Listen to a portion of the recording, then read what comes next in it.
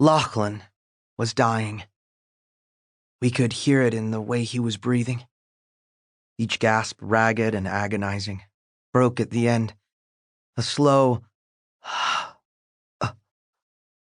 We might have explained it away as pain, except now as we carried him through the brush, Lachlan paused between each breath, taking in no air at all. Every one of us knew what that meant. I suppose it shouldn't have come as a surprise. We watched our friend get run through the gut by a burning sword. The blade had been wielded by the Lady in Red, a fire elemental, a construct made of living flame, bound through magic in the shape of a woman. Lachlan had been burned all over his back, too. When we'd killed the enchanted elemental, it had exploded in a blazing burst. It was a miracle Lachlan was still alive at all. But now he was fading, and fast. What we needed then was a new miracle. We needed to find something to save him. The old man watched from inside my head. I could almost see him, lounging with his back to one of the trees, filling his pipe as I trudged past. "What are the odds of that?" he said. "Not good." "You think I'm a fool, don't you?" I said silently. The old man sounded amused. "If you have to ask that question, then you already know the answer." I sighed, because he wasn't wrong. He rarely was. It was one of the things I'd always found so infuriating. The old man, he'd never told me his real name. I'd just called him Old Man from the start, and he'd seemed to like that. Had raised me. He'd rescued me from the streets when I was 6 years old and taught me his trade. How to manipulate people.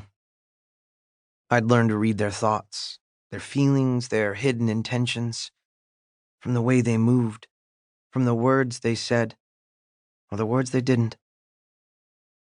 The old man had turned me into a younger version of himself.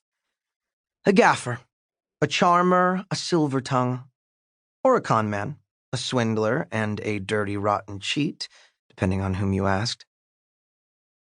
The old man was gone now. He'd abandoned me half a year ago, after one too many fights between us. When I finally told him I wouldn't run any more gaffes that might snaffle decent people, but he wouldn't leave my head. "Good thing too, boy," he said, puffing on his pipe. "You should have at least one person in this skull of yours talking sense." "I don't need you to remind me," I grumbled. Trying to save Lachlan, with his injuries so severe. It was ridiculous. And yet, I still led this band of misfit thieves into the trees, away from the smoking volcano Bolkanother. Deep inside it, in the ancient dragon temple, we'd defeated Mr. Solomon, a powerful weaver of magic, and his elemental. Now bent over, my back aching, I followed a faintly glowing trail of red that cut through the grass underfoot. The trail wasn't easy to see.